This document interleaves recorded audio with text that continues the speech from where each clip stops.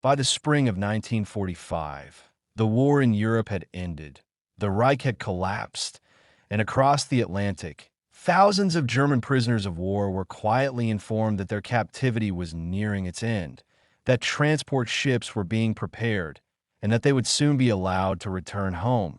Yet instead of relief or celebration spreading through the barracks, an unfamiliar tension began to take hold. As men sat on their bunks, folding blankets they no longer owned, rereading letters they had, delayed sending, and whispering the same uneasy question late at night, wondering what it meant when the war was over, but the idea of leaving felt heavier than staying.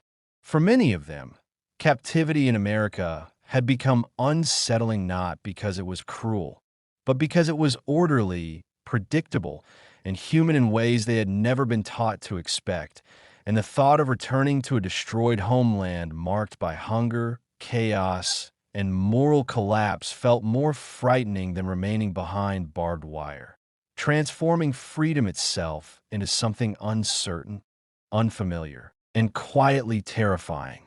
When the announcement was finally made inside American prison camps that the war was over and preparations for repatriation would soon begin, German prisoners of war did not react as anyone expected, because instead of relief spreading through the barracks, uncertainty took its place as some men quietly delayed packing their belongings.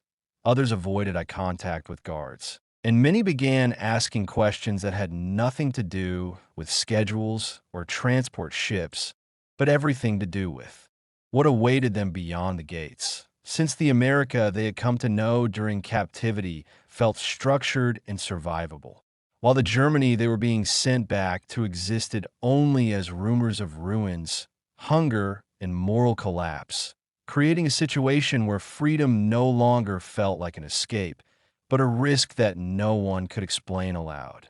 The announcement did not come with ceremony or celebration, and there were no speeches about victory or freedom, because inside American prison camps, the end of the war was delivered as routine information, posted on notice boards, read aloud during roll call, and confirmed quietly by guards who had followed the same procedures for months, explaining that Germany had surrendered, that the fighting was over, and that preparations for repatriation would soon begin according to established schedules. At first, many prisoners assumed the announcement was incomplete, believing that release would follow naturally. Yet as days passed and details emerged, confusion replaced expectation, because departure did not mean returning to familiar lives, but traveling back to a country that no longer resembled the one they had left behind, a place described in fragments of letters, Red Cross reports, and whispered rumors that spoke of destroyed cities, missing families, food shortages, and a moral collapse no one fully understood. Within the barracks, reactions remained restrained. Men folded uniforms they would not keep, stacked blankets that had become part of daily routine, and stared at packed footlockers without sealing them shut. Some delayed turning in equipment. Others volunteered for extra work details, and a few quietly asked guards whether departures could be postponed, framing their questions as logistical concerns while avoiding the deeper truth behind them. The idea of leaving introduced a new kind of anxiety. Captivity had imposed limits, but it had also provided predictability. Days followed structure, meals arrived on schedule, and survival did not require improvisation. Beyond the fences, uncertainty waited. Returning home meant navigating ruins, hunger, and occupation authorities, rebuilding identity without guidance or protection. Guards noticed the shift, but did not comment. The system continued operating as it always had, with roll calls, work assignments, and inspections proceeding uninterrupted. The absence of urgency created a strange contrast. Freedom was approaching, yet nothing felt immediate. Time continued moving forward with the same measured pace, allowing doubt to grow unchecked. Among the prisoners, private conversations became cautious and indirect. Questions about transport routes led to discussions about food availability. Inquiries about shipping schedules drifted toward speculation about housing conditions.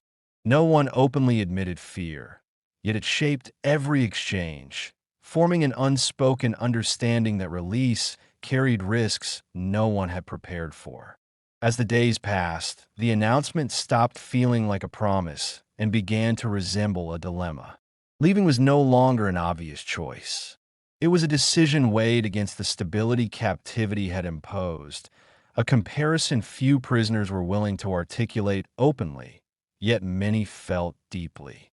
For the first time since capture, remaining behind the wire began to feel safer than stepping beyond it. And in that quiet realization, the meaning of freedom started to fracture, setting the stage for decisions that would challenge everything prisoners believed about survival, loyalty, and home. The first refusal did not arrive as an act of defiance or rebellion, but as a quiet request delivered in careful language. When a German prisoner approached an American officer after roll call and asked, without raising his voice or meeting direct eye contact, whether his departure could be delayed, framing the question as a practical concern about paperwork, health clearance, or transportation timing. Even though both men understood that none of those reasons explained the hesitation fully. At first, the request was dismissed as confusion. Repatriation was mandatory, schedules were fixed, and the process had already begun. Yet similar questions continued to surface, not loudly, not collectively, but one by one, each phrased differently, each carrying the same underlying uncertainty about what waited beyond the camp gates. Some prisoners asked whether work details would continue until departure, others inquired about additional medical checks, and a few simply asked whether staying longer was even an option. American camp officials began to notice a pattern. These were not men attempting escape or resistance. They followed rules, completed assignments, and avoided attention. Their hesitation did not come from attachment to captivity itself, but from the fear of what freedom now represented. Germany was no longer an abstract homeland defined by memory or ideology. It had become an unknown landscape shaped by defeat, occupation, and moral reckoning. Within the barracks, discussion of refusal remained indirect. Prisoners spoke about rumors of starvation, about cities reduced to rubble, about families who had not responded to letters for months. No one framed the fear as personal weakness. It was presented as rational calculation, a weighing of risk against survival. Captivity, for all its restrictions, offered food, structure, and medical care. Freedom offered uncertainty without protection. Guards responded with neutrality. They neither encouraged nor discouraged the hesitation, continuing to enforce schedules and routines without commentary. This lack of reaction intensified the unease. There was no clear authority figure offering reassurance or direction, only procedures moving forward regardless of personal readiness. As more prisoners delayed packing or requested clarification about departure dates, the meaning of refusal began to shift. It was no longer an isolated reaction. It was becoming a quiet acknowledgement that the war's end had created a new psychological battlefield, one where survival depended less on obedience and more on confronting the unknown. In this environment, refusal was not framed as loyalty to captivity, but as fear of exposure. Leaving meant stepping into a world stripped of certainty, where identity, safety, and purpose had to be rebuilt from nothing. Remaining, even temporarily, felt like a way to postpone that reckoning.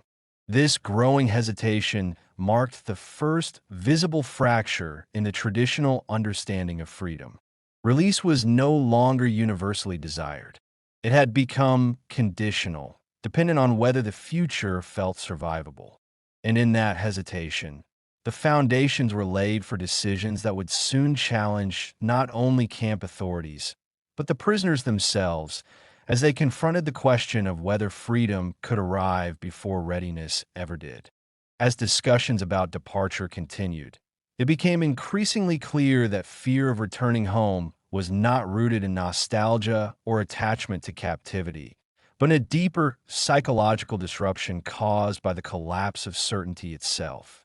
For years, German soldiers have been trained to understand the world through rigid structure, obedience, and clearly defined purpose, and captivity, paradoxically, had replaced one system with another, preserving routine even after ideology had failed. Inside the camps, life followed predictable patterns. Meals arrived at fixed times, work assignments were clearly defined, medical care was accessible, and discipline was enforced consistently. Survival did not depend on improvisation or moral decision-making. The system absorbed responsibility, allowing prisoners to exist without confronting the full weight of the war's consequences. Beyond offenses, however, everything was uncertain. Germany was no longer a functioning nation in the way prisoners remembered. Cities lay in ruins, transportation networks were shattered, and food shortages were widespread. Letters from home, when they arrived at all, spoke in fragments, hinting at loss without clarity, and silence often replaced communication entirely. The absence of information created space for fear to grow unchecked. More troubling than physical destruction was the collapse of meaning. The ideology that had framed sacrifice, loyalty, and honor had disintegrated almost overnight, leaving prisoners to confront the possibility that their suffering, obedience, and belief had been built on false foundations. Returning home meant facing questions that captivity had postponed, questions about responsibility, complicity, and the moral cost of survival. Within the camp, identity remained suspended. Prisoners were neither civilians nor soldiers. They were contained within a role that required little reflection. Outside, that suspension would end. Freedom demanded accountability, adaptation, and confrontation with a society undergoing reckoning. For many, the thought of stepping into that uncertainty was overwhelming. Some prisoners feared judgment from occupying authorities, others feared rejection from communities struggling to rebuild, and many feared discovering that there was no place left for them at all. Home had transformed from a destination into an unknown variable, stripped of familiarity and security. In this context, captivity functioned as a buffer against collapse. It delayed the moment when prisoners would have to redefine themselves without guidance. Remaining within the camp, even temporarily, allowed time to pass without forcing resolution. This psychological tension reframed the concept of freedom entirely. Release no longer represented safety or closure. It represented exposure to chaos without preparation.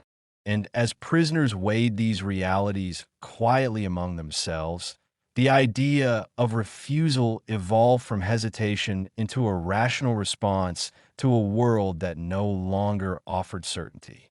In choosing to delay departure, some prisoners were not rejecting freedom itself, but acknowledging that survival required stability, even if that stability existed behind barbed wire.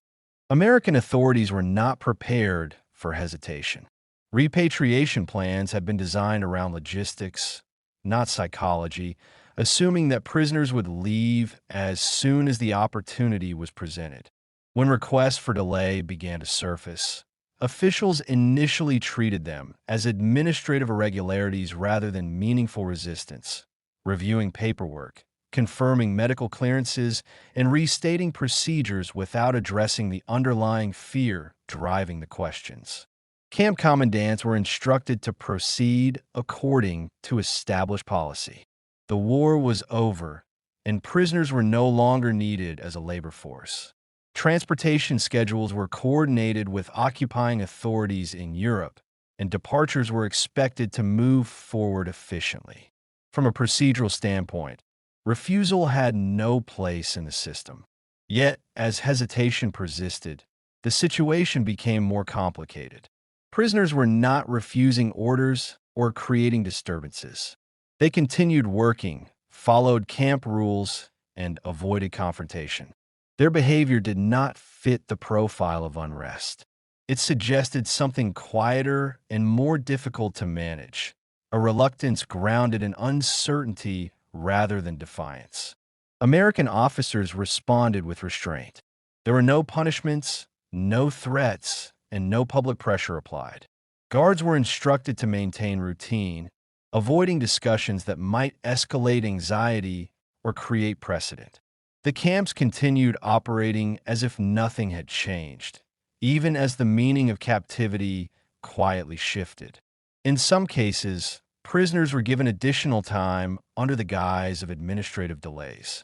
Medical reviews were extended, transport lists adjusted, and departure dates quietly moved without explanation.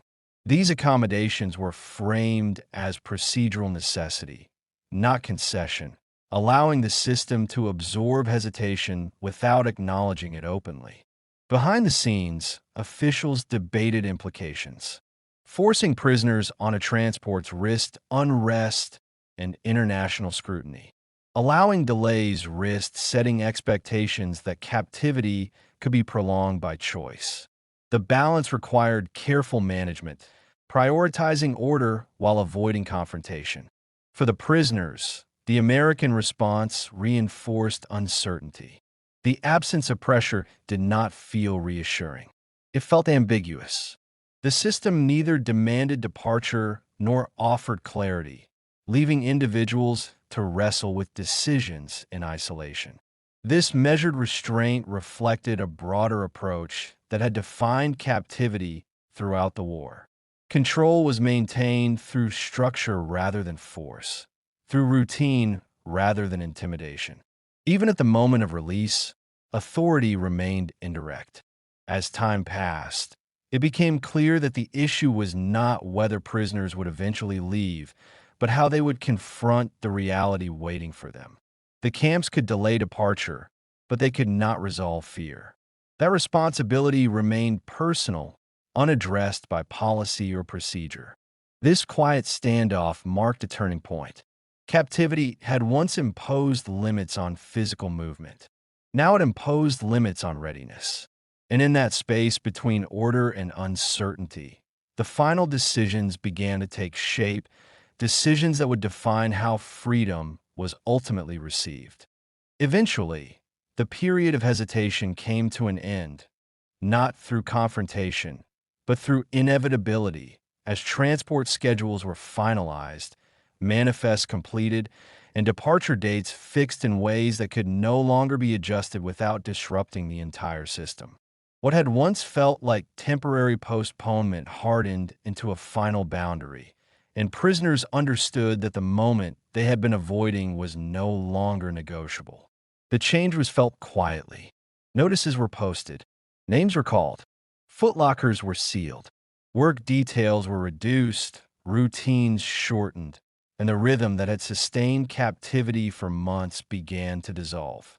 The familiar structure that had made endurance possible started to disappear, replaced by a countdown no one could slow. Within the barracks, behavior shifted. Conversations grew sparse. Men packed and unpacked the same belongings repeatedly, checking lists that had already been memorized. Some wrote letters they never intended to send. Others reread the last messages they had received from home, searching for reassurance that no longer existed. The future pressed closer with each passing day. For those who had delayed departure, the loss of choice carried its own weight. Remaining had once felt protective, a way to avoid confronting uncertainty. Now, the absence of alternatives forced resolution. Leaving was no longer a question of readiness, but of compliance with time itself. On the day transports began to depart, there were no celebrations. Prisoners moved through final inspections in silence, handing over camp-issued items that had quietly become part of daily life. Guards followed procedure without commentary, maintaining the same neutral distance that had defined captivity from the beginning. As trucks rolled toward departure points, some prisoners looked back at the camps they had once resented, then relied upon, and finally hesitated to leave. The fences had not changed. The towers still stood, yet their meaning had shifted. They no longer represented confinement alone, but the last place where life had been predictable. The journey home did not feel like release. It felt like exposure.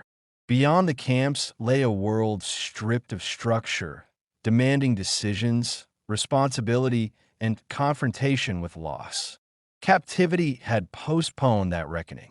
Freedom accelerated it. For those who boarded the transports reluctantly, survival entered a new phase. The discipline of waiting was replaced by the challenge of rebuilding without guidance. The war was over, but its consequences were only beginning to unfold. In that moment, as distance grew between the camps and the unknown ahead, prisoners realized that freedom does not always arrive as relief.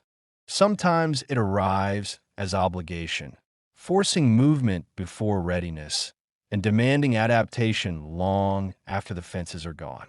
When the transports finally carried the prisoners away from American camps, there was no clear sense of victory or relief to mark the end of captivity. The war had ended on paper, yet for many of those returning home, the true confrontation was only beginning. Behind them lay months of structure, routine, and managed survival. Ahead of them stretched a future defined by ruins, unanswered questions, and the collapse of everything they had once believed was permanent.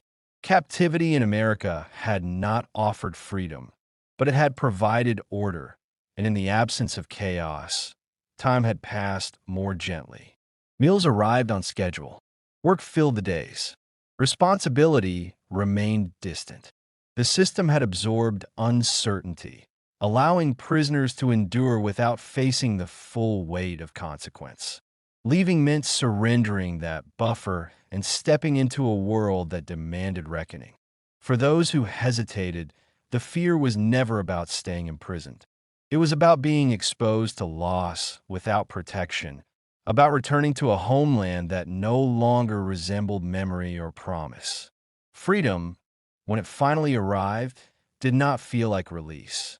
It felt like obligation. The camps were not places of mercy or cruelty alone. They were environments shaped by law, routine, and restraint, capable of sustaining life without offering answers. Within them, prisoners survived by waiting. Outside them, survival required rebuilding identity in the absence of guidance. In the years that followed, many former prisoners struggled to explain what they had felt at the moment of release. There were no simple words for the experience of fearing freedom more than confinement. The truth resisted slogans and judgment.